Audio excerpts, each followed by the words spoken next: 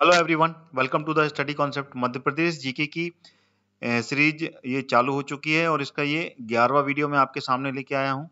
इससे पहले लगातार मैं 10 वीडियो आपके सामने ला चुका हूँ, जिसमें कि मैंने मध्य प्रदेश जीके के वो प्यारे प्यारे क्वेश्चंस, वो सभी टॉपिक पर क्वेश्चंस में लेके आ रहा हूँ।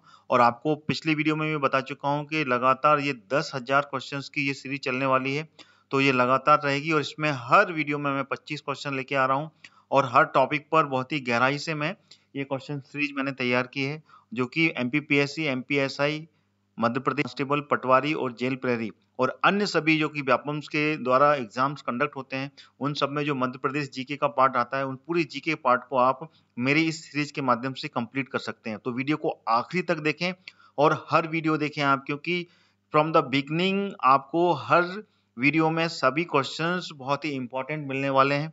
तो आप पहले भी वीडियो जो मैं बना चुका हूँ उनको भी देखें और इसको भी पूरा अंत तक देखें। और वीडियो आपको अगर अच्छा लगता है तो वीडियो को आप लाइक भी करें और साथ में वीडियो को आप शेयर भी करें।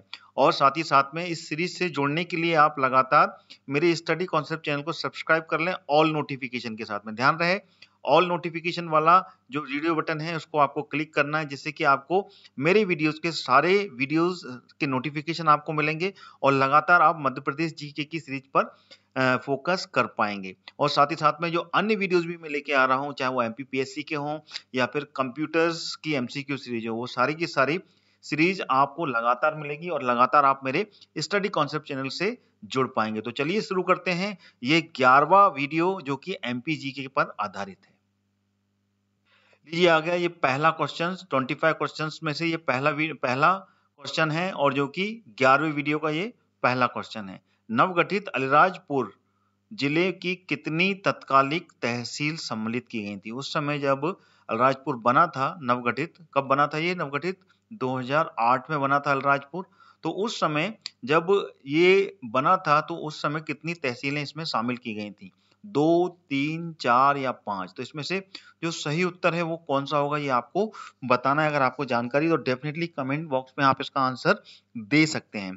तो इसका जो सही उत्तर है वो कौन सा होगा? देखिए, नवगठित जो अलीराजपुर था उस समय, तो उस समय सिर्फ 3 तहसीलों को मिलाकर ये अलीराजपुर बनाया गया था। तो this is the correct answer. ठीक है ना? जो क्लियर हो गया आपको, जो 3 तहसीलें थी। और 3 तहसीलें कौन-कौन सी थी? देखिए, वो 3 तहसीलों के मैं नाम बता देता हूँ आपको। तीनों तहसीलें बहुत ही मायने रखती हैं। अलीराजपुर, ठीक है ना? स्वयं अलीराजपुर थी इसमें, जोबट, जोबट थी इसमें, और साथ में कौन सी थी? भावरा, भावरा। ये तीनों तहसीलों को मिलाकर ये नया जिला, जो कि किससे? झाबुआ, ये भी आपको याद रखना चाहिए। झाबुआ जो जिला था उससे इसको अलग करके नया जिला बनाया गया था अलीराजपुर। ठीक है, तो ये क्लियर आपको हो गया। इसमें देखो, जोबट परियोजना जोबट नदी पर, जो जोबट नाम तहसील है उस पे जोबट नदी भी है। ठीक है ना? जोबट नदी, ठीक है ना, इस पर जोबट परियोजना भी चल रही है। ठीक है, ये भी आपको याद रखना चाहिए। जितनी भी तहसीलें हैं उसपे भी कुछ ना कुछ परियोजनाएं हैं जो कि एग्जाम में बनती हैं। ठीक है, और ये मैंने अब बता चुका हूँ आपको कब बना था ये। 2008 में ये नया जिला पृथक किया गया था झाबुआ से। ठीक है ना? इसमें 3 तहसीलें शामिल हुई थी। ठीक है, चलिए अगला क्वेश्चन आ गया आपके सामने। नवनिर्मित अलीराजपुर, देखिए अलीराजपुर पर ही क्वेश्चन है ये। अलीराजपुर जिले का जो क्षेत्रफल है वो कितना है? 2008 में ये जो जिला बना उसका क्षेत्रफल कितना है? आ, बा, सा या दा? बताइए इसमें से कौन सा आंसर सही होगा, ये आपको कमेंट बॉक्स में आप आंसर इसका जरूर दे सकते हैं। और वीडियो अगर अच्छा लग रहा है आपको तो वीडियो को लाइक और शेयर भी करते हुए चलें। तो इसका जो सही उत्तर है वो कौन सा है? देखिए, इसका जो सही उत्तर है वो बा। ठीक है ना? 2,68,958 हेक्टेयर। ठीक है ना? ये इसका सही उत्तर है। ठीक है ना? इतने क्षेत्रफल में ये पूरा अलीराजपुर, ठीक है ना, फैला हुआ है, जो कि झाबुआ से अलग होकर बनाया गया था। ठीक है, 2008 में। अगला क्वेश्चन आ गया आपके सामने। निम्नलिखित में से कौन सा जिला प्रदेश का 50वां जिला बना था? ठीक है ना? क्योंकि जब मध्य प्रदेश का विभाजन हुआ था, विभाजन के बाद में मध्य प्रदेश के पास में टोटल 45 जिले हिस्से में आए थे। ठीक है ना? उसके बाद में नए नए जिले गठन होते चले गए। उसके बाद में ये 50वां जिला कौन सा बना था? इसमें ये क्वेश्चन में है, सिंगरौली, अलीराजपुर, गरोठ या फिर गंजबासौदा? बताइए इसमें से कौन सा ऑप्शन सही है? तो देखिए, इसका जो सही उत्तर है वो है सिंगरौली। सिंगरौली का नंबर आता है 50वें नंबर के जिले पर। ठीक है ना? 50वां जो जिला है वो सिंगरौली है और 49वां जो जिला है वो अलीराजपुर है, यानी कि कुछ 2-1 महीने का अंतर हुआ है, पहले सिंगरौली बना उसके बाद में अलीराजपुर बना। क्लियर हो गया? तो सिंगरौली जो जिला है ये मध्य प्रदेश का 50वां जिला है। ठीक है, चलिए अगला क्वेश्चन पे चलते हैं। अगला क्वेश्चन आ गया आपके सामने। वर्ष 2008 में प्रदेश का 50वां जिला बना सिंगरौली किस जिले से पृथक किया गया था? कौन सा वो जिला था जिससे कि इसको अलग करके एक नया जिला बनाया गया? झाबुआ, सीधी, शहडोल या फिर मंडला? मध्य प्रदेश के हैं ये सारे जिले, तो इसमें से बताना कि वो कौन सा जिला जिससे कि अलग करके सिंगरौली को बनाया गया था। तो इसका सही उत्तर है सीधी। ठीक है ना, सीधी जिले से इसको पृथक किया गया था और उसके बाद में इसका नया जिले का निर्माण किया गया था। ठीक है ना, और ये मध्य प्रदेश का सबसे पूर्वी जिला कहलाता है। ठीक है ना, ये भी याद होगा। और साथ ही साथ में इस जिले से ही मानक रेखा निकलती है। मानक रेखा ये भी आपको याद रखना है। समय मानक रेखा जो है ना 82.5 वो भी सिंगरौली जिले से होकर गुजरती है। तो ये भी बहुत ही प्यारा क्वेश्चन है, इस पे क्वेश्चन बनते हैं, इसलिए ये भी आपको याद रखना है। ठीक है ना, ये मानक रेखा कौन सी है? ये कहलाती है देशांतर रेखा। ठीक है ना, देशांतर जो रेखा है वो कहलाती है। ठीक है ना, इस एक देशांतर रेखा से दूसरी देशांतर रेखा का जो डिफरेंस होता है अगर समय अनुसार देखा जाए तो ये पूरा होता है 4 मिनट का। 4 मिनट का अंतर होता है एक देशांतर से दूसरी देशांतर का रेखा। ठीक है, क्लियर हो गया? चलिए आगे बढ़ते हैं। क्वेश्चन आ गया आपके पास में 5वां। सिंगरौली जिला इस तारीख को विधिवत स्थापित हुआ था। सिंगरौली जिला जो कि सीधी से अलग होकर बना था, जो कि मैंने पिछले क्वेश्चन में आपको बताया, तो ये किस तारीख को, एग्जैक्ट डेट क्या थी जिस दिन में बना था? 17 मई 8, 15 अप्रैल 2008 या फिर 24 मई 2008 या 27 मई जो 2008? देखिए एग्जैक्ट डेट का क्वेश्चन जरूर बनता है, लेकिन वेरी इंपॉर्टेंट क्वेश्चन है, तो इसका आपको आंसर क्या होगा ये बताना है। और ये 50वां जिला था, मैंने आपको पहले भी बता दिया। ठीक है, और 49वां जिला जो था वो कौन था? अलीराजपुर था। ठीक है ना, तो इसका जो सही उत्तर कौन सा है? तो इसका सही उत्तर है 24 मई 2008। ठीक है ना, 2008 तो मैंने आपको पहले ही बता दिया था। एग्जैक्ट डेट है इसकी 24 मई। 24 मई को ये सीधी से अलग करके एक नया जिला बनाया गया था। ठीक है, क्लियर हो गया? तो ये 50वां जिला है, मैंने आपको ये क्लियर कर दिया। ठीक है ना, और इससे पहले वाले क्वेश्चन में मैंने पूरे फैक्ट बता दिए, समय मानक रेखा, ठीक है ना, देशांतर रेखा, और ये सब क्लियर हो गया। और मध्य प्रदेश का ये सबसे पूर्वी जिला भी है। ठीक है, चलिए अगला क्वेश्चन आ गया 6वां। नवीन जिलों के गठन के बाद में अब प्रदेश की ऊर्जा राजधानी कौन सा जिला कहलाएगा? सिंगरौली, अलीराजपुर, सोहागपुर या सीधी? देखिए ऊर्जा की राजधानी मध्य प्रदेश की कौन सी कहलाती है? सीधी सी बात है सिंगरौली। सिंगरौली में ही सबसे ज्यादा ताप विद्युत केंद्र हैं। ठीक है ना, सबसे ज्यादा, चाहे वो प्राइवेट हो या फिर गवर्नमेंट के हों, तो सारे तब सबसे ज्यादा ताप विद्युत केंद्र सिंगरौली में ही है, क्योंकि सिंगरौली में ही बिटुमस कैटेगरी का कोयला पाया जाता है। तो इस कारण से यहाँ पर ताप विद्युत केंद्र की बहुत ज्यादा उद्योग स्थापित किए गए हैं, जिससे कि बिजली बनाई जाती है, और यहाँ की बिजली उत्तर प्रदेश सरकार भी लेती है। ठीक है, तो ये क्लियर हो गया। जो ऊर्जा राजधानी कहलाती है वो सिंगरौली कहलाती है। ठीक है,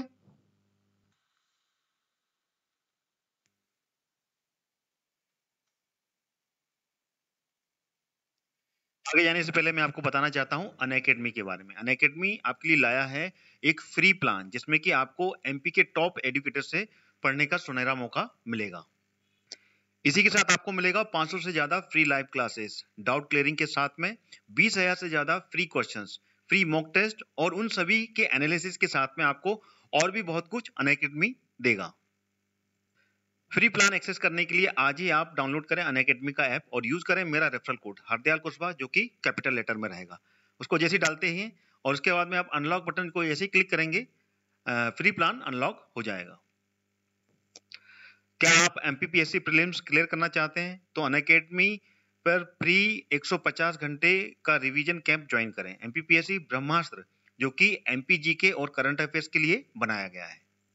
यह रिवीजन कैंप 10 जनवरी से लेकर 12 जनवरी तक रहेगा, जिसमें हर रोज 50 फ्री लाइव क्लासेस द्वारा आपकी करंट अफेयर्स और एमपीजीके की तैयारी कराई जाएगी।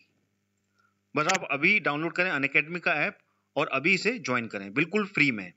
इसके लिंक मैंने इस वीडियो के डिस्क्रिप्शन बॉक्स में डाल दिए हैं। क्या आप अपनी तैयारी को मजबूत करने के लिए मॉक टेस्ट ढूंढ रहे हैं तो अनअकैडमी आपके लिए लाया है MPPSC prelims free full end test, जिसमें आपको मिलेंगे 4 लाइव मॉक टेस्ट और एक्सेस मिलेगा आपको 20+ फुल लेंथ मॉक टेस्ट का, जो कि पिछले महीने ही लाइव हुए हैं। और यही नहीं, लाइव मॉक टेस्ट में टॉप 3 रैंकर्स को मिलेगा अनअकैडमी का 1 मंथ का फ्री सब्सक्रिप्शन प्लान। तो आज ही अपनी जीत की तैयारी दर्ज करें अनअकैडमी के साथ। आइए अब जान लेते हैं अनअकैडमी के प्लस बैचेस के बारे में, जो आपकी हर जरूरत के हिसाब से परफेक्ट हैं। जी हाँ, अब अनअकैडमी के साथ आप अपने प्रिपरेशंस के अनुसार बैचेस ज्वाइन कर सकते हैं। आप अपनी एमपीपीएससी प्रीलिम्स 2020 की सिलेक्शन को पक्की कर सकते हैं। ये सारे बैचेस बहुत जल्दी शुरू होने वाले हैं और आप अपनी प्रिपरेशंस में जहां पर भी हैं वहां से आप अपनी बहुत सी मदद करने वाले हैं। तो आइए जानते हैं इन सभी कोर्सेज के बारे में। जो भी प्रीलिम्स 2020 क्लियर करना चाहते हैं, ध्यान से सुने। आप भी तैयारी में, समय आ गया है कि ultimate 60 days course with MCQ practice. अगला है थ्योरी लाइव रिवीजन दिन में और subject wise live MCQ series, जो कि प्रैक्टिस रात में होगी।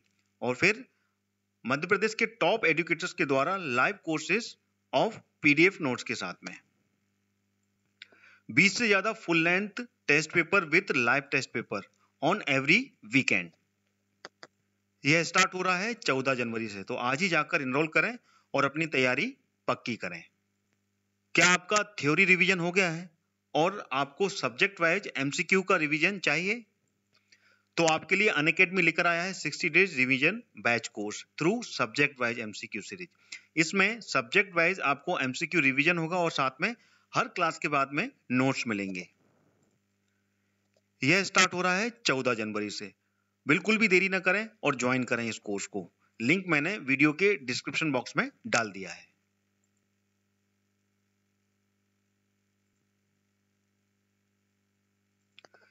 क्या आप एमपीपीएससी की तैयारी शुरू कर रहे हैं और डेडिकेटेड गाइडलाइंस चाहते हैं? तो मैं आपको फाउंडेशन बैच फॉर एमपीपीएससी और मेंस के लिए रिकमेंड करना चाहूंगा, जो कि स्टार्ट हो रहा है 12 जनवरी को। ये 10 मंथ का कोर्स है। इसमें आपको मिलेगी live classes with top educators, PDF revision notes और वीकली मेगा क्यूज। इस कोर्स का लिंक भी मैंने वीडियो के डिस्क्रिप्शन बॉक्स में डाल दिया है। आप अपने सपनों को साकार करें अनअकैडमी के साथ में। क्या आप अपना रिवीजन स्वयं कर रहे हैं? तो ज्वाइन करें रिवीजन बैच, जिसमें कि आप अपने हिसाब से अपना रिकॉर्डेड बैच का रिवीजन ज्वाइन कर सकते हैं। संपूर्ण ज्ञान में आपको रिकॉर्डेड रिवीजन सेशन मिलेंगे, जिन्हें आप अपने पेज के हिसाब से पढ़ सकते हैं विथ डाउट क्लियरिंग। और संकल्प बैच में आपको मिलेगा डेडिकेटेड डाउट क्लियरिंग। आपके रिवीजन को बूस्ट करने के लिए revision is very important part, इसलिए आज ही आप इस बैच को ज्वाइन कीजिए। और वैसे दोनों ही जो बैचेज हैं वो एक ही सब्सक्रिप्शन वैल्यू में आप पा सकते हैं। एक बार सब्सक्रिप्शन लेकर आपको अनलिमिटेड बैचेज का एक्सेस मिल जाता है। जिन लोगों ने एमपीपीएससी प्रीलिम्स क्लियर कर लिया है, उन सभी विद्यार्थियों को मेरी तरफ से बहुत बहुत बधाई। अब आप अपने मेंस की तैयारी में बिल्कुल भी चूक ना करें। आप लोगों को अनअकैडमी लेकर आया है आप सभी के लिए स्वप्न पूर्ति बैच, जिसमें आपको 35 दिनों में एमपीपीएससी मेंस की कंप्लीट प्रिपरेशन कराई जाएगी विद डेडिकेटेड आंसर राइटिंग और प्रैक्टिस के साथ में। तो आज ही अपनी सफलता की सीढ़ी को एक और पायदान आगे बढ़ाएं और अनअकैडमी के साथ में जुड़ें। आइए अब जान लेते हैं अनअकैडमी के सब्सक्रिप्शन के बारे में। ठीक है ना, बस आपको क्या करना है, प्लेलिस्ट स्टोर पर जाना है और अनअकैडमी का लर्निंग ऐप मोबाइल पर स्टोर करना है। उसके बाद में एमपीपीएससी और व्यापम सेलेक्ट करने के बाद में प्लस कोर्सेज में जाकर मनचाहे कोर्स को एनरोल करना है। और उसके बाद में जो सब्सक्रिप्शन बॉक्स में जो सब्सक्रिप्शन का बटन दिया हुआ है गेट सब्सक्रिप्शन का, उसको क्लिक करना है। इसके बाद आपको सब्सक्रिप्शन की जो कीमत है उसमें डिस्काउंट पाने के लिए मेरा रेफरल कोड, जो कि कैपिटल लेटर में हरदयाल कुशवाहा आपको दिख रहा है, उसको आपको एंटर करना है। रेफरल कोड एंटर करते ही आपको सीधे 10% की जो भी कीमत है उसमें, जो फीस है उसमें कम होती हुई नजर आएगी। तो जल्द ही इन कोर्सेज को देखें और अपने एग्जाम्स की तैयारी के लिए बेस्ट कोर्स चूज करें और मेरा रेफरल कोड इस्तेमाल करते हुए डिस्काउंट के साथ में अनअकैडमी के साथ में पढ़ना चालू करें। तो देर किस बात की है, आज ही अनअकैडमी का लर्निंग ऐप डाउनलोड कीजिए और एमपीपीएससी और व्यापम को क्रैक करने के लिए तैयार हो जाइए। Let's crack it.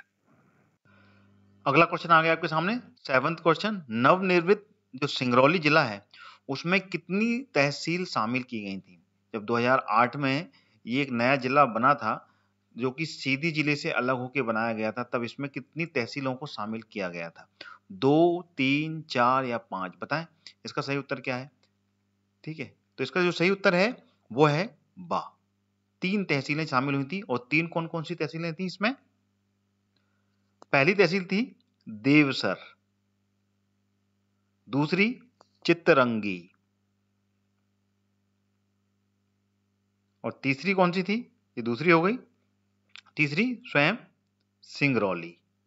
सिंगरौली इसका मुख्यालय बना और सिंगरौली तहसील भी इसमें शामिल हुई। तो ये 3 तहसीलें मिलाकर 2008 में ये नया जिला बना था और इसी के साथ में 2008 में ही अलीराजपुर भी बना था, जिसके बारे में बताया था उसमें 3 तहसीलें शामिल की गई थी। ठीक है, इससे पहले मैं उसके बारे में बता चुका हूं। तो ये क्लियर हो गया आपको? चलिए अगला क्वेश्चन आ गया, मध्य प्रदेश सरकार ने कितने नए संभागों का गठन किया?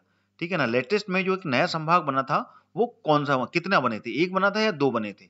आ, बा, सा या दा? बताइए कौन सा आंसर इसका सही है। तो इसका सही आंसर है पहला वाला।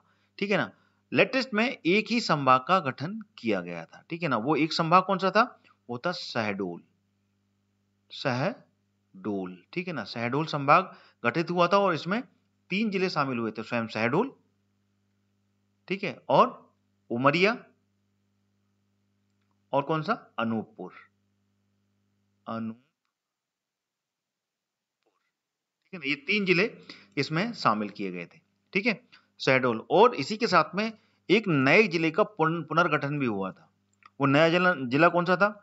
उस समय उसको होशंगाबाद बोलते थे। होशंगाबाद बोलते थे। उसके बाद में इस होशंगाबाद जो संभाग है इसका नाम बदलकर नर्मदापुरम कर दिया गया था। नर्मदापुरम, ठीक है। तो ये दोनों एक साथ हुए थे, ठीक है, यानी कि एक जिले का पुनर्गठन हुआ था और एक जिले का नया गठन किया, एक संभाग का नया गठन किया गया था और एक संभाग का पुनर्गठन किया गया था, यानी कि इसका नाम बदला गया था नर्मदापुरम। होशंगाबाद संभाग से हटाकर इसका नाम नर्मदापुरम नर्मदा नदी के नाम पर रखा गया था। ठीक है, चलिए अगला क्वेश्चन आ गया, भोपाल जिला कब बना? एग्जैक्ट डेट पूछिए इसमें।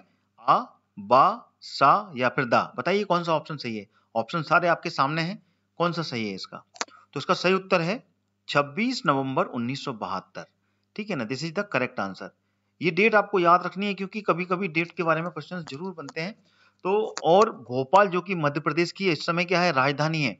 ठीक है ना, और ये राजधानी से पहले जब राजधानी नहीं था उस समय ये सीहोर, सीहोर जो जिला है उसकी ये तहसील हुआ करता था। ठीक है ना, उसके बाद में इसको इससे अलग करके ये एक नया जिला बनाया गया, तहसील हुआ करता था, ये नया जिला बनाया गया जो कि 26 नवंबर 1972 में इसको नया जिला दिया गया। लेकिन राजधानी के रूप में ये काम 1 नवंबर 1956 से ही करने लगा था, याद रखिएगा। ये राजधानी मतलब कि जितने भी प्रशासनिक कार्य होते थे भोपाल में ही होते थे 1 नवंबर 1956 में, यानी कि जितने भी ऑफिसेस खुले थे वो भोपाल तहसील में ही खुले थे। उसके बाद में मध्य प्रदेश सरकार ने इसको एक नया जिला 1972 में बनाया था। ठीक है, अगला क्वेश्चन आ गया आपके सामने 10वां, मध्य प्रदेश के विभाजन से प्रदेश में क्या क्या महत्वपूर्ण बदलाव आए? सही कथन इसमें से चुनना है। आ वाला, विभाजन से पूर्व मध्य प्रदेश देश का सबसे बड़ा क्षेत्रफल में था, या फिर बा, विभाजन से पूर्व 12 संभागों में बट गया। ठीक है ना, विभाजन मतलब बटा हुआ था, 12 संभाग थे उस समय। या फिर अविभाजित मध्य प्रदेश के पूर्व से पश्चिम तक की लंबाई 1127 किलोमीटर थी, या फिर उपरोक्त सभी कथन इसमें सत्य हैं। बताएं। देखिए बहुत ही इंपॉर्टेंट है, इसका जो सही उत्तर है वो डी वाला है, यानी कि ये ऊपर वाले जितने भी कथन है वो पूरे के पूरे सही हैं, ऑल दीज आर ट्रू। ठीक है ना, देखिए विभाजन से पूर्व मध्य प्रदेश पूरे देश का सबसे बड़ा क्षेत्रफल वाला राज्य था। ठीक है ना, पहले नंबर पे था। अभी पहले नंबर पे कौन हो गया है? अभी पहले नंबर पे आ गया है राजस्थान और दूसरे नंबर पे आ गया है अपना MP. This is the first number in area wise and this is the second number. Now Madhya Pradesh second number पे है। अच्छा, अविभाजित जो मध्य प्रदेश था वो पहले 12 संभागों में बटा हुआ था और अब 10 संभागों में, यानी कि छत्तीसगढ़ में 2 संभाग उस समय चले गए थे। कब? 1 नवंबर 2000 को, ठीक है। और अविभाजित जो मध्य प्रदेश था उसकी पूर्व से लेकर पश्चिम तक की लंबाई जो थी वो 1127 किलोमीटर थी इसकी। तो ये तीनों की तीनों फैक्टर बिल्कुल सही है, ठीक है। अब आ गया ये 11वां क्वेश्चन, मध्य प्रदेश के विभाजन के बाद में प्रदेश में जो सर्वाधिक क्षति हुई वो किस दृष्टि से हुई? जब मध्य प्रदेश का विभाजन हुआ और मध्य प्रदेश दो नए राज्यों में, मतलब एक नया राज्य बना छत्तीसगढ़, तो उसके बाद में मध्य प्रदेश को किस दृष्टि से सबसे ज्यादा क्षति हुई? शैक्षणिक, भौगोलिक, सामाजिक या फिर आर्थिक? तो सबसे ज्यादा किस पर असर पड़ा था जब मध्य प्रदेश से छत्तीसगढ़ अलग हुआ था? तो इसका सही उत्तर है आर्थिक रूप में। आर्थिक रूप में मध्य प्रदेश को काफी ज्यादा प्रभाव पड़ा था, क्योंकि छत्तीसगढ़ जो राज्य बना, इस छत्तीसगढ़ राज्य में, ठीक है ना, वन संपदा और खनिज संपदा, ठीक है ना, ये दोनों भरपूर थी। क्योंकि ये क्या, ये बघेल खंड का हिस्सा है, और बघेल खंड का जो हिस्सा है ये पूरा का पूरा गोंडवाना लैंड में आता है। गोंडवाना लैंड का हिस्सा है ये, ठीक है ना। और साथ ही साथ में यहाँ पर धारवाड़, ये जरूर याद रखिएगा, धारवाड़ समूह की चट्टानें हैं, और धारवाड़ समूह की चट्टानों में खनिज सबसे अधिक पाए जाते हैं, ठीक है ना। तो इस कारण से छत्तीसगढ़ के हिस्से में खनिज का हिस्सा काफी आया, और वन संपदा भी, क्योंकि पूरा का पूरा बघेलखंड के क्षेत्र पूरा हरा भरा रखा हुआ है। नदी, वहां पे सबसे बड़ी नदी महानदी निकली हुई है। तो इस कारण से ये पूरे क्षेत्र में खनिज और वन संपदा के कारण यहाँ पर आर्थिक दृष्टि से बहुत ज्यादा आय का नुकसान हुआ, ठीक है। तो this is the correct factor. बाकी की नुकसान तो हुई, भौगोलिक दृष्टि से भौगोलिक क्षेत्र कम हो गया, सामाजिक दृष्टि से जो भी पर्याय था उसमें भी नुकसान हुआ, लेकिन सबसे अधिक नुकसान आर्थिक दृष्टि से यहाँ पर हुआ था। अगला क्वेश्चन आ गया 12वां, सन 1956 में राज्य पुनर्गठन के द्वारा राज्य की सीमा में हुए परिवर्तन से संबंधित जो सही कथन है वो कौन कौन से हैं? छांटिए इसमें से। तो देखिए थोड़ा सा बड़ा था इसलिए थोड़ा सा शॉर्ट किया है मैंने, छोटा किया है। आपको आज थोड़ा सा समझ में नहीं आ रहा होगा, थोड़ा सा जूम कर लेते हैं इसको, और ठीक है ना। आई थिंक क्वेश्चन मैंने पढ़ ही दिया है आपको, इसमें से सही कथन छांटना है। देखिए पहला जो ऑप्शन है वो है बुल्डाना, अकोला, अमरावती, यवतमाल, वर्धा, नागपुर, भंडारा, चांदा जिले तत्कालीन मुंबई में चले गए, ठीक है ना। दूसरा ऑप्शन मंदसौर जिले की भानपुरा तहसील के सुनील टप्पा को छोड़कर पार्ट सी मध्य प्रदेश में शामिल किया गया, है ना। तीसरा मध्य प्रदेश राजस्थान के कोटा जिले की सिरोंज तहसील मध्य प्रदेश के राजगढ़ जिले में जोड़ी गई, या फिर पार्ट सी से विंध्य प्रदेश का भाग मध्य प्रदेश में मिला लिया गया, या फिर ई भोपाल राज्य पृथक स्टेट रूप में बना। तो इसमें से कौन सा कथन है आ बा सादा आ ई में? तो कौन कौन से कथन को मिलाकर यहाँ पर सही है, सही कथन कौन कौन से हैं इसमें? तो इसका देखिए पहला वाला जो कथन है उसको अगर अपन ध्यान से देखें तो पहला वाला कथन बुल्डाना, अकोला, अमरावती, यवतमाल, वर्धाना, नागपुर, भंडारा और चांदा जिले ये तत्कालीन मुंबई राज्य में चले गए थे, ये बिल्कुल सही है, ठीक है ना। This is the correct part. अब इसमें मंदसौर जिले की भानपुरा तहसील के सुनील टप्पा को छोड़कर बाकी का पार्ट सी मध्य प्रदेश में शामिल हुआ, ठीक है। तो ये भी बिल्कुल सही है, ठीक है ना। इसको आप देखेंगे तो बिल्कुल आपको सही मिलेगा। अच्छा इसके बाद में राजस्थान के कोटा जिले की सिरोंज तहसील मध्य प्रदेश के राजगढ़ में शामिल हुई, बिल्कुल नहीं, ठीक है ना। ये जो सिरोंज तहसील है ये राजगढ़ में नहीं, ये विदिशा में शामिल हुई थी, ठीक है ना। ये विदिशा में, और यहीं से सिंध नदी निकली है, ठीक है ना। सिंध नदी का उद्गम यहीं से है, ठीक है। अच्छा इसमें दा देख लीजिए, ये तो ये क्या हो गया, ये है फॉल्स, ये फॉल्स हो गया। अब अगला देखते हैं पार्ट सी में विंध्य प्रदेश का भाग मध्य प्रदेश से मिला लिया गया था, बिल्कुल सही है ये। तो पार्ट सी का जो विंध्य भाग है वो मध्य प्रदेश का हिस्सा है। विदिशा अपना रीवा हुआ, सतना हुआ, सीधी, सिंगरौली, और ये नीचे में आएंगे तो अपना शहडोल हुआ, उमरिया हुआ, तो ये पूरा विंध्य का क्षेत्र कहलाता है। तो ये मध्य प्रदेश में मिला था, अभी भी मध्य प्रदेश में है, तो this is the true part, ठीक है ना। अच्छा भोपाल स्टेट प्रत्येक स्टेट रूप में बना, बिल्कुल नहीं, अभी भोपाल मध्य प्रदेश की राजधानी है, तो ये हो गया फॉल्स। तो यानी कि कौन कौन सा हिस्सा सही हुआ, आ, बा और कौन सा वाला हिस्सा सही हुआ, ये दा, यानी कि कौन सा वाला सही होगा इसका आंसर, आ बा दा, ये सही आंसर होगा। जब तक आप मध्य प्रदेश को पूरा का पूरा मानचित्र के अनुसार नहीं पढ़ेंगे और एक एक जिले के बारे में आपको जानकारी नहीं होगी, आप ऐसे आंसर को लगाना थोड़ा सा मुश्किल होगा। ये सब चीजें जानकारी होना आवश्यक है, तो जब तक पूरा मानचित्र से, और मेरा तो ये कहना है कि आप इस सीरीज को अगर पूरी तरीके से देख लेते हैं तो आपको पूरा मध्य प्रदेश की जानकारी मिल जाएगी, क्योंकि बहुत ही डिटेल में मैं एक एक क्वेश्चन आपके सामने लेके आ रहा हूँ। इसलिए मैं कहना चाहूंगा कि मेरे स्टडी कॉन्सेप्ट चैनल को आप सब्सक्राइब कर लें ऑल नोटिफिकेशन के साथ में। यहाँ पे आपको मध्य प्रदेश पूरे फैक्ट के साथ में मैं समझाने की कोशिश कर रहा हूँ, और आप मध्य प्रदेश को पूरा समझ पाएंगे मेरे स्टडी कॉन्सेप्ट चैनल के जरिए। तो आप इसको कंप्लीट पढ़िए, और अगर आपको अच्छा लग रहा है मेरा वीडियो तो मैं ज़्यादा कुछ नहीं कहूँगा, मेरी वीडियो को आप लाइक और शेयर भी कीजिए, जिससे कि अन्य विद्यार्थी भी इसको देख पाए। ठीक है, चलिए अगले क्वेश्चन की ओर चलते हैं। यह आ गया अगला क्वेश्चन आपके सामने।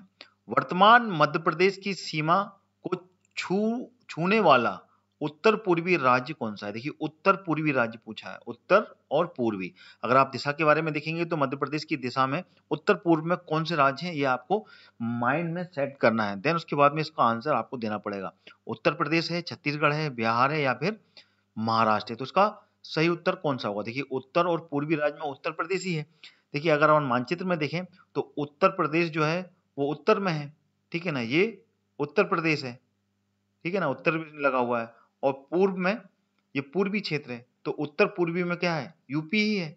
तो इसका सही उत्तर क्या होगा? उत्तर प्रदेश। तो this is the correct answer. ठीक है, चलिए अगला क्वेश्चन आ गया।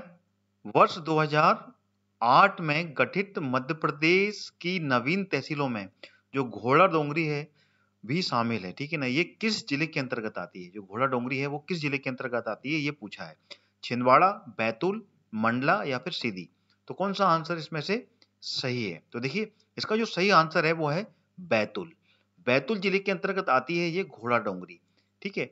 और ये घोड़ा डोंगरी उस समय शामिल हुई थी जब मध्य प्रदेश की फर्स्ट फेज में, ठीक है ना, जो फर्स्ट फेज है, फर्स्ट फेज में 13 नई तहसीलों का गठन किया, मतलब 13 नई तहसीलें बनाई गई थी, ठीक है ना। उसमें से एक तहसील थी घोड़ा डोंगरी, जो कि बैतूल जिले में शामिल हुई। बैतूल जिला जो कि एक आदिवासी बाहुल क्षेत्र है ये, ठीक है ना। यहाँ पे सबसे अधिक आदिवासी रहते हैं। अगर आपको जानकारी है, जो स्वतंत्रता संग्राम हुआ था उस समय इसकी जो घोड़ा डोंगरी जो तहसील है यहाँ पर जंगल सत्याग्रह हुआ था, ठीक है ना। ये बहुत ही इंपॉर्टेंट पॉइंट है। जंगल जो सत्याग्रह था वो यही हुआ था, ठीक है ना। ये उसके लिए बहुत ही ज्यादा इंपॉर्टेंट रहेगा। आपको ये क्वेश्चन इस तरीके से याद करना पड़ेगा, ठीक है ना। जो कोरकू समुदाय के जो आदिवासी थे, उन्होंने यहाँ पर जंगल सत्याग्रह किया था। क्लियर हो गया? तो मेरे ख्याल से इस क्वेश्चंस के सारे फैक्ट मैंने यहाँ पर रख दिए हैं। अगला क्वेश्चन आ गया आपके सामने। 15वां, नवगठित तहसीलों को उनके जिलों के साथ में सम्मिलित करना है और सही जोड़े चुनने हैं। ये सामने है आपके। आ, सामगढ़ मंदसौर, अठनेर बैतूल, रैपुरा पन्ना, और उपरोक्त सभी। तो इसका जो सही उत्तर है वो आपके हिसाब से कौन सा हो सकता है? तो देखिए, इसका जो उत्तर है वो है उपरोक्त सभी। This is the correct answer. इसमें जितने भी ये मैचिंग है वो बिल्कुल सही है, यानी कि सामगढ़ मंदसौर की तहसील है, बिल्कुल सही बात है। ये मंदसौर की अगर मानचित्र में आप देखेंगे तो आपको बिल्कुल समझ में आएगा। और अठनेर भी ये बैतूल से है, और रैपुरा ये पन्ना की नई तहसील है। और ये जब 2008 में नई तहसीलों का गठन हुआ था, ठीक है ना, उस समय ही ये नई तहसीलें बनाई गई थी, सामगढ़, अठनेर और रैपुरा। ठीक है, क्लियर हो गया? अगला क्वेश्चन आ गया। मध्य प्रदेश सरकार ने प्रदेश का 10वां संभाग किसे बनाया था? मैंने पिछले क्वेश्चन में भी इसके बारे में बताया है आपको। शहडोल, नर्मदापुरम, सतपुड़ा, या इनमें से कोई नहीं। पिछले क्वेश्चन में मैंने इसको बिल्कुल क्लियर किया है। 10वां संभाग कौन सा था, यानी कि 10वां और सबसे नवीनतम संभाग है वो, और वो है शहडोल। ठीक है ना, मैंने पिछले ही क्वेश्चन में ये बताया आपको। शहडोल बना था, और ये बना था 2008 में। ठीक है ना, ये 10वां संभाग है, और मध्य प्रदेश में कुल 10 संभाग ही हैं। ठीक है ना, और वो 10 संभाग के बारे में अगर आप जानकारी चाहते हैं तो एमपी जीके की जो प्लेलिस्ट है मेरी, उसमें मैंने पूरे संभाग, ठीक है ना, 10 संभाग और 52 जिलों पर अलग अलग वीडियो बनाए हुए हैं। यानी कि आपको 10 संभाग के ऊपर पूरा एक वीडियो मिलेगा, और हर जिले पर एक एक वीडियो आपको मिल जाएगा। तो आप पूरे की पूरे मध्य प्रदेश जीके का स्पेसिफिक जिले के ऊपर में जानकारी मेरे एमपी जीके की प्लेलिस्ट से दे सकते हैं। तो वो आप पूरा देखिए स्टडी कॉन्सेप्ट को, और मेरे चैनल को आप सब्सक्राइब कर लीजिए ऑल नोटिफिकेशन के साथ में। अगर आप मध्य प्रदेश की संपूर्ण जानकारी चाहते हैं, विधिवत जानकारी चाहते हैं, तो get and subscribe my channel with all notification. ठीक है, तो शहडोली जो है वो 10वां और आखिरी अभी संभाग बना है 2008 में, और इसमें तीन जिले आए हैं। मैंने आपको पहले ही बता दिया, पिछले क्वेश्चन में बता दिया, 3 जिले कौन कौन से हैं। एक तो है उमरिया, दूसरा है शहडोल और तीसरा है अनूपपुर। अनूपपुर यहाँ से कि नर्मदा नदी निकली है, और सोन नदी, और कौन सी है, जोहिला। ठीक है ना, ये 3 नदियां हैं यहाँ से, जो कि अनूपपुर के अमरकंटक जो पहाड़ियां हैं, जो कि पुष्पराजगढ़ तहसील से में आती हैं, वहां से इन नदियों का उद्गम है। ठीक है, तो ये क्लियर हो गया आपको। और नर्मदापुरम ये एक नवीनतम पुनर्गठित संभाग था, जो कि होशंगाबाद जो संभाग था उसको बदलकर उसका नाम नर्मदापुरम रखा गया था। ठीक है, चलिए देखिए, घूम फिर के क्वेश्चंस आ रहे हैं, जिससे कि आपको क्वेश्चंस के बारे में पूरी तरीके से कंसिस्टेंसी डेवलप हो जाए। तुरंत जैसे ऑप्शन आएगा तुरंत ही आप टिक कर पाएंगे, समय बचेगा और आपका रिवीजन बार बार हो रहा है। बताइए, वर्तमान में मध्य प्रदेश में कुल कितने संभाग हैं? पिछले क्वेश्चन में भी बता चुका हूं, तो सिंपल सा फट से टिक करेंगे आप, 10 संभाग है, तो this is the correct answer. ठीक है, 10 संभाग कौन कौन से हैं? चलिए गिन लेते हैं अपन अब एक बार। देखिए, एक संभाग तो भोपाल संभाग हो गया, ठीक है ना। दूसरा संभाग अपन ऊपर से चलते हैं, ग्वालियर संभाग आ गया। तीसरा संभाग उससे और ऊपर में कौन सा, चंबल संभाग आ गया। ठीक है ना, चौथा संभाग और चलते हैं आगे, तो आगे चलते हैं अपन उज्जैन संभाग। ठीक है ना, उज्जैन संभाग हो गया। पांचवा संभाग इंदौर संभाग हो गया। ठीक है ना, छठवां संभाग जबलपुर संभाग आ गया। ठीक है ना, सातवां संभाग रीवा संभाग आ गया। रीवा इंग्लिश में लिख देते हैं इसको, थोड़ा सा अब आ गया है तो। ठीक है ना, रीवा संभाग आ गया। और आठवां संभाग कौन सा आ गया, सागर संभाग आ गया। नौवां संभाग कौन सा आ गया, नर्मदापुरम, जो कि नया बना है। ठीक है ना, और नौवां हो गया ये। 10वां संभाग अभी नया जो बना, पिछले क्वेश्चन में बताया आपको, वह है शहडोल संभाग। हो गया, ये पूरे के पूरे 10 संभाग हैं। क्लियर हो गया, इसके अलावा भी कोई नया संभाग नहीं बना है। ठीक है, और इन संभाग में अलग अलग जिले व्यवस्थित किए गए हैं। ठीक है ना, जैसे कि भोपाल में 5 जिले हैं, ग्वालियर में 5 जिले हैं, चंबल में 3 जिले हैं, उज्जैन में 7 जिले हैं, इंदौर में 8 जिले हैं, जबलपुर में 8 जिले हैं, रीवा में 4 जिले हैं, सागर में 6 जिले हैं, नर्मदापुरम में 3 जिले हैं और शहडोल में 3 जिले हैं। अगर आप इन सभी को गिनेंगे जो मैंने आपको बताए हैं नंबर, तो टोटल ये 52 जिले होंगे। ठीक है, क्लियर हो गया।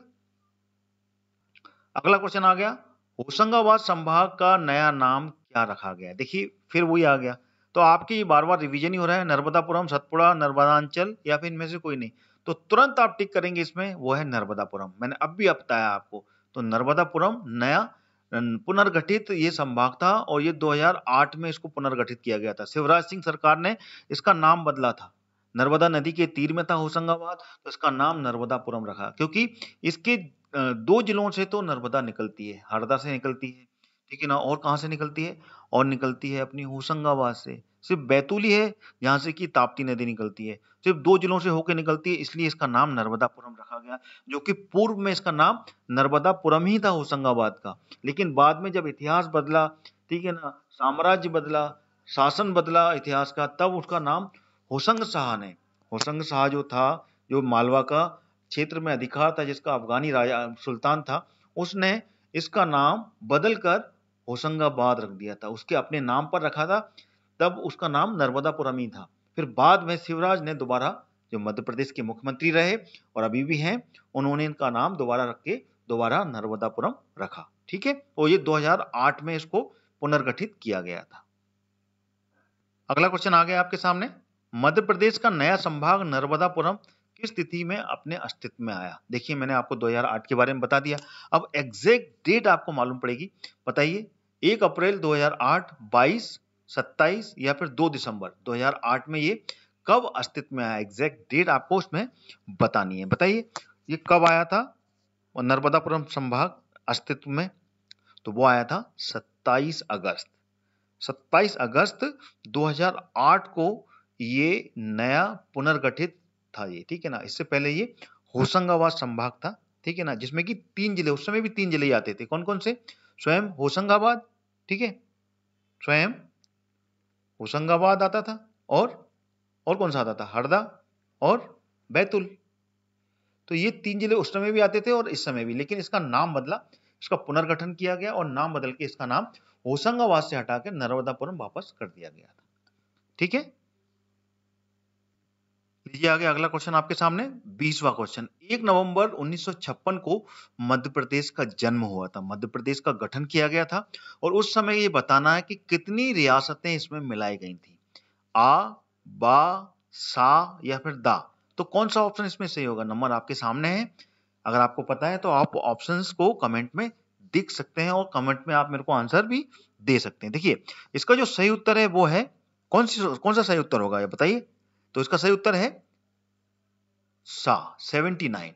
टोटल 79 रियासतें यानी कि 79 हिंदी में जिसको बोलते हैं 79 रियासतें इसमें शामिल की गई थी। अगर इसको अपन स्टेट वाइज देखा जाए उस समय जो स्टेट थे, ठीक है ना, स्टेट ए, स्टेट बी और स्टेट सी, इस तरीके से 3 जो स्टेट थे और तीनों स्टेट को अपन अगर इसमें लें, स्टेट ए, स्टेट बी और स्टेट सी, ठीक है ना, तो इसमें अलग अलग स्टेट में कितनी कितनी रियासतों को इसमें शामिल किया गया था। अगर इसमें स्टेट ए लें तो स्टेट ए में 15 रियासतों को इसमें मध्य प्रदेश में मिलाया गया था और स्टेट बी में मिलाया गया था टोटल 26 रियासतों को और स्टेट सी की जो रियासतें थी वो थी 38 रियासतें, यानी कि सबसे अधिक रियासतें स्टेट सी से मिलाई गई थी। ठीक है ना। स्टेट सी मतलब कि कौन सा स्टेट था स्टेट सी? अगर इसको हम यहाँ पर लिखें अलग कलर से इसको हम बताते हैं यहाँ पर, तो स्टेट ए की जो रियासत थी वो कौन सी थी? वो था मध्य भारत। मध्य भारत का हिस्सा था वो स्टेट ए में आता था और स्टेट बी की जो रियासत थी वो थी विंध्य प्रदेश। ठीक है ना, ये कौन सा था? विंध्य प्रदेश। ठीक है ना, विंध्य प्रदेश था ये। और स्टेट सी की जो रियासत थी, सबसे ज्यादा रियासत आई, ये थी सीपी बरार। सीपी बरार यानी कि सेंट्रल प्रोविंस ऑफ बरार। तो सबसे ज्यादा सीपी बरार की जो रियासत थी वो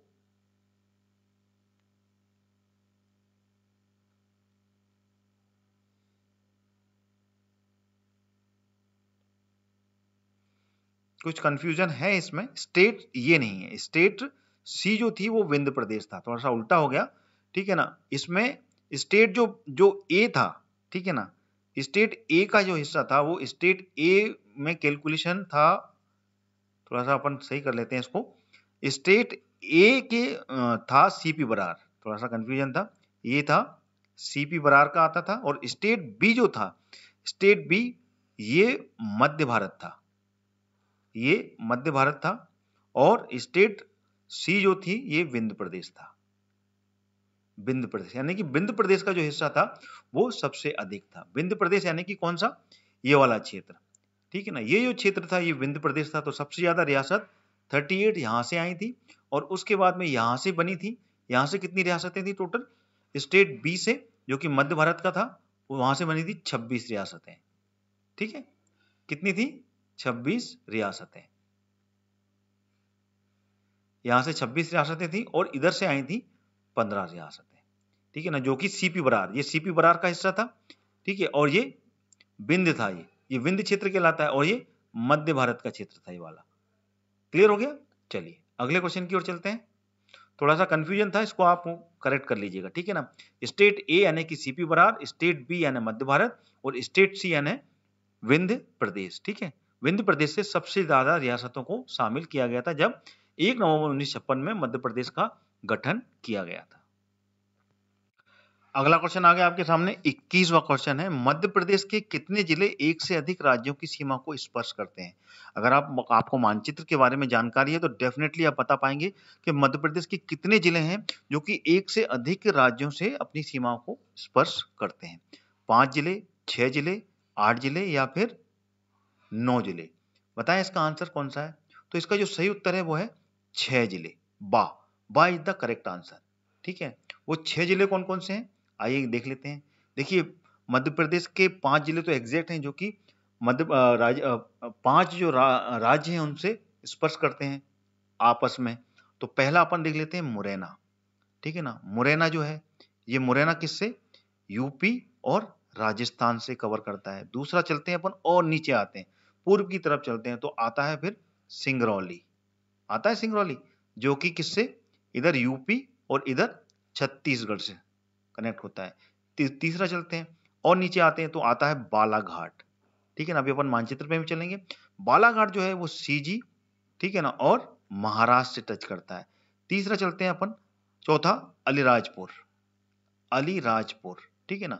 ये अलीराजपुर जो है ये इधर नीचे, इधर से घूम रहे हैं अपन उल्टा, तो पहले हो गया महाराष्ट्र, फिर आ गया गुजरात, ठीक है ना। फिर पांचवा चलते हैं, तो पांचवे में ऊपर फिर पहुंचते हैं गुजरात से छटा हुआ, वो है झाबुआ, जो कि अलीराजपुर के बाजू में ही लगा हुआ है, वो राजस्थान और गुजरात से लगता है।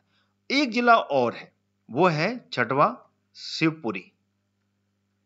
शिवपुरी ये जिला है, ये राजस्थान और उत्तर प्रदेश इससे लगता है, दोनों से। अब इसको अपन मानचित्र में देख लेते हैं। ये चारों 6 जिले अपने क्लियर हो गए यहाँ पे। अब अपन मानचित्र में चलते हैं। देखिए मानचित्र में मैं आपको पूरा क्लियर करता हूँ। एक अलग कलर लेते हैं, रेड कलर, ठीक है। चलिए, ये यहाँ से बॉर्डर है ये, और ये बॉर्डर यहाँ से है, ये है राजस्थान, ठीक है ना। और ये सिंगरौली की बॉर्डर यहाँ से है, ठीक है ना, ये है यूपी, ठीक है ना। और ये है छत्तीसगढ़ सीजी, और यहाँ से अपन लेते हैं ये है गुजरात जीजे, और ये है महाराष्ट्र। क्लियर हो गया। तो ये देखिए, ये अलीराजपुर हो गया, दोनों जगह है, ठीक है। ये झाबुआ हो गया, यहाँ पे गुजरात और राजस्थान से है। ये मुरैना हो गया, जो कि राजस्थान और यूपी में भी दोनों तरफ बॉर्डर लगा हुआ है। और ये होगी सिंगरौली, जो कि यूपी में भी है, और इधर पे छत्तीसगढ़ में भी। और यहाँ पे ये बालाघाट हो गया, जो कि महाराष्ट्र में भी है और छत्तीसगढ़ में भी। अब यहाँ पे देखते हैं अपन, ये देखिए, ये है शिवपुरी, जो कि यहाँ पे राजस्थान से भी है और यहाँ पे उत्तर प्रदेश से भी है। दोनों तरफ में बॉर्डर है, पूर्व में उत्तर प्रदेश से और पश्चिम में राजस्थान से है। तो क्लियर हो गया। टोटल जिले 1 2 3 4 5 और ये 6, तो टोटल 6 जिले जो हैं वो राज्यों से सीमा लगते हैं, ठीक है। अगला क्वेश्चन आ गया, निम्नलिखित में से छत्तीसगढ़ का कौन सा जिला मध्य प्रदेश की सीमा से स्पर्श नहीं करता है। छत्तीसगढ़ के बारे में पूछा है आपको, मतलब छत्तीसगढ़ के सारे जिलों के बारे में आपको जानकारी होनी चाहिए। Then you will choose the correct answer, ठीक है ना। बिलासपुर, रायपुर, कबीरधाम या फिर कोरिया। बताइए इसका कौन सा आंसर सही है। Which one is the correct answer. तो छत्तीसगढ़ का कौन सा जिला है जो कि मध्य प्रदेश की सीमा से टच नहीं होता है। तो देखिए वो आंसर है रायपुर, ठीक है ना। कभी आप छत्तीसगढ़ के मानचित्र को उठाएंगे, then you will get the idea. Raipur जो है वो मध्य प्रदेश की सीमा को नहीं छूता है। अगला क्वेश्चन आ गया, निम्नलिखित में से सबसे कम जिले किस संभाग के अंतर्गत हैं। 10 संभाग हैं, उन 10 संभागों के बारे में आपको पूरी जानकारी होगी। Then you will get the correct answer कि किस संभाग में कितने कितने जिले हैं। ऑप्शन में आप तभी चुन पाएंगे, तो चंबल, सागर, जबलपुर या इनमें से कोई नहीं। तो देखिए ये 3 ऑप्शन में से सबसे कम संभाग, सबसे कम जिले जो हैं वो हैं चंबल संभाग में। चंबल में आते हैं 3, सागर में आते हैं 6 और जबलपुर में आते हैं 8 जिले। तो सबसे कम किस में हुए, चंबल में हुए। तो ये हुआ इसका करेक्ट आंसर, ठीक है ना। 3 जिले कौन कौन से हैं इसमें, मुरैना और कौन सा है, भिंड, और एक और आता है वो क्या है, श्योपुर, ठीक है। तो ये 3 जिले हैं जो चंबल में आते हैं। इसी तरीके से सागर में और 6 जिले हैं और जबलपुर में भी 8 जिले हैं। इसके बारे में हम आपको अगली वीडियो में आपको इसके बारे में जानकारी मिलेगी कौन कौन से जिले आते हैं, ठीक है। दोस्तों अगर वीडियो पसंद आ रहा है तो मैं फिर कहूंगा वीडियो को लाइक और शेयर भी करें, ठीक है ना। और साथ में मेरे चैनल को सब्सक्राइब कर लें अगर आप एमपी जीके को पूरी अच्छी तरीके से समझना चाहते हैं। हर एक चीज को मैं अच्छे से एनालाइज करूंगा, अच्छी तरह आपको समझाऊंगा। Then you can understand MP GK perfectly, okay. चलिए ये अगला क्वेश्चन आ गया, बैतूल जिला किस संभाग में आता है। बताइए, सिंपल क्वेश्चन है। भोपाल, नर्मदापुरम, जबलपुर या रीवा। मैंने पिछले क्वेश्चन में भी इसके बारे में आपको पूरी जानकारी दी है, तो फट से बताइए आप और फट से इसका आंसर दे दीजिए। देखिए नर्मदापुरम, ठीक है ना। 3 जिले, बैतूल, होशंगाबाद और कौन सा है, हरदा। ये 3 जिले आते हैं, ठीक है, जो कि नर्मदापुरम संभाग में आते हैं, ठीक है। तो this is the correct answer. लीजिए अगला क्वेश्चन और आखिरी क्वेश्चन है इस वीडियो का। 25 क्वेश्चन पूरे कंप्लीट हो गए। संभाग, चंबल संभाग का मुख्यालय कहाँ है। मुरैना में है, ग्वालियर में है, भिंड है या श्योपुर में है। देखिए जो चंबल संभाग है उसका जो मुख्यालय है वो मुरैना में है, ठीक है ना। मुरैना जो है वो इसका मुख्यालय है। संभाग का मुख्यालय मुरैना में और मुरैना जिले का भी मुख्यालय मुरैना में। अगर आप हर जिले के बारे में स्पेसिफिक जानकारी चाहते हैं तो जिले पर जितने भी वीडियो बनाए हैं मैंने टोटल 52 वीडियो बना दिए हैं 52 जिले पर। तो उसमें मेरे को ये सब जानकारी आपको उसमें मिल जाएगी। तो हर जिले पर आप स्पेसिफिक वीडियो देख सकते हैं। एमपी जीके की जो मैंने प्लेलिस्ट बनाई है, ठीक है ना, एमपी जीके की जो प्लेलिस्ट बनाई है उसमें जाइए आप और सारे के सारे वीडियो देख लीजिए। मध्य प्रदेश के मोर देन 350 वीडियोस हैं उसमें। There you will get everything about MP GK, static and current में भी, ठीक है। तो सारे वीडियो देख डालिए, आपको मध्य प्रदेश पूरा का पूरा मालूम पड़ जाएगा, ठीक है। कहीं पे कोई भी डाउट हो you can write the questions in the comment box, मैं उसका आंसर दूंगा डेफिनेटली। लगातार बने रहिए मेरे चैनल के साथ में, स्टडी कॉन्सेप्ट के साथ में। सब्सक्राइब कर लीजिए ऑल नोटिफिकेशन के साथ में, जिससे कि आपको सारी वीडियोज का नोटिफिकेशन मिलेंगे और मेरा जो एमपीजीके का स्पेशल पार्ट है उसको आप पूरा देख पाएंगे, क्योंकि बहुत ही ज्यादा गहराई में मैं इसको पूरा कवर करने वाला हूँ। 10,000 से अधिक क्वेश्चंस हैं इसमें जो कि मैं आपके सामने लेके आऊंगा वन बाय वन, 25 कर करके मैं आपको पूरे 10,000 क्वेश्चन इसके सामने लेके आने वाला हूँ। तो देरी मत कीजिए, लगातार जुड़े रहिए। एमपी जीके के साथ में मैं कंप्यूटर जीके भी लेके आ रहा हूँ। कंप्यूटर जीके की भी पूरे के पूरे बड़ी सीरीज है, इसकी भी आपकी चलती रहेगी ये सीरीज। कंप्यूटर के मैक्सिमम क्वेश्चन इसमें कवर होने वाले हैं और कांस्टेबल का पेपर अभी चलने वाला है। तो कांस्टेबल के जो पुराने पेपर हैं 2012 से लेके जो 2016 तक के, वो पूरे चलने वाले हैं इसमें। तो पूरे उसका जीके का पूरा रिवीजन होने वाला है। तो जुड़े रहिए, स्टडी कॉन्सेप्ट को सब्सक्राइब करिए। अगला वीडियो फिर मैं लेके आऊंगा आपके साथ में। तब तक के लिए नमस्कार, जय हिंद, जय भारत।